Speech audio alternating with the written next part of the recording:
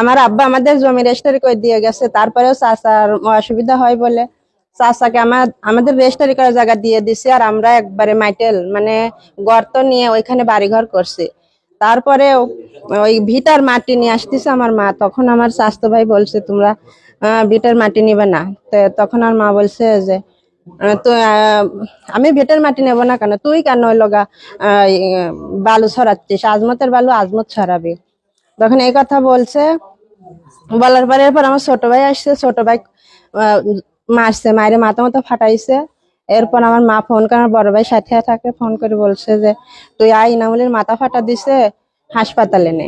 তারপর বড় ভাই গেছে, যাওয়ার পরে হুন্ডা চলকার সাথে সাথে মানে হুন্ডা নিয়ে যাওয়ার আগে আমার ছোট চাচা আজমত বলছে, যেটা পুলিশের চাকরি করে, যে আনোয়ারেক যে দুনিয়া থেকে একবারে বিদায় করে দিতে পারবে, তাকে আমার জায়গা জমি সব লিখে দেবো।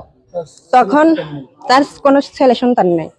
তখন ওইগুলো ওরা হলো চাপ নিয়ে, রড নিয়ে, টাঙি নিয়ে সব মারধর করতেছে, আমরা দেখিনি।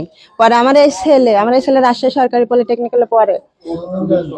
পরে হলো আমার এই ছেলে করছে, আম্মু আমাক তো মাইরি ফেলা দিচ্ছে, একবারে মাইরি ফেলা দিচ্ছে। তখন আমার এই ছেলে বাড়ির থেকে কারেন্ট নিয়ে দৌড় দিচ্ছে, আমার সাথে সাথে আমার আর একটা ছেলে গেছে, আমার ওই ভাইটা গেছে, যাওয়ার সাথে ঘর থেকে বাইর হয়েছে, অমনি আমার ছেলে 10-20 বাড়ি দিছে। এই দেখেন এখানে 12টা সেলাই দিছে।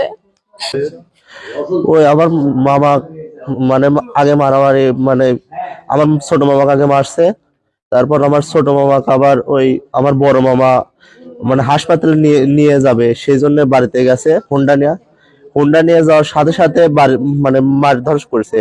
চাপাটি ছিল, তারপর ছুরি ছিল, টাঙ্গি, লোহার রড, জিআই পাইপ, এগুলো দিয়ে বাড়ি শুরু করছে। তো আমি ওই জানালা দিয়ে দেখতে পাইছি যে আমার মামাকে সেই মারতেছে। তো আমি দৌড় পাড়ে গেছি, ঠেকানোর জন্য গেছি, আর আমাকে মাথায় বাড়ি দিছে, মিনিমাম 8-10টা বাড়ি দিছে মাথায়, আমার 10-12টা সেলাই মারছে। হলো যে আজমত আলী সজল, তারপর তার ভাইস্তা সদর, এরা হ্যাঁ, যে ওই আজমত আলী সজলে বলছে যে যে যে আমার মামাকে মেরে দিতে পারবে তার সমস্ত সম্পত্তি তার নামে লিখে দিবে। সে বলে পুলিশ আমি পুলিশ, সে পুলিশের সব সময় প্রভাব দেয়। আমার আব্বু আম্মু সবাই ডরে থাকে, তার এলাকায়, তার জন্য আমার পরিবারের অবস্থা এখন খুবই করণীয়। এখন ওয়ার্নিং দিচ্ছে যে আমরা যদি এই হাসপাতাল থেকে বাড়িতে যাই তাহলে নাকি আমাদের একবার নিশ্চিহ্ন করে দিবে। আমি সাথিয়া পল্লী সঞ্চয় ব্যাংকের ভাই চাকরি করি।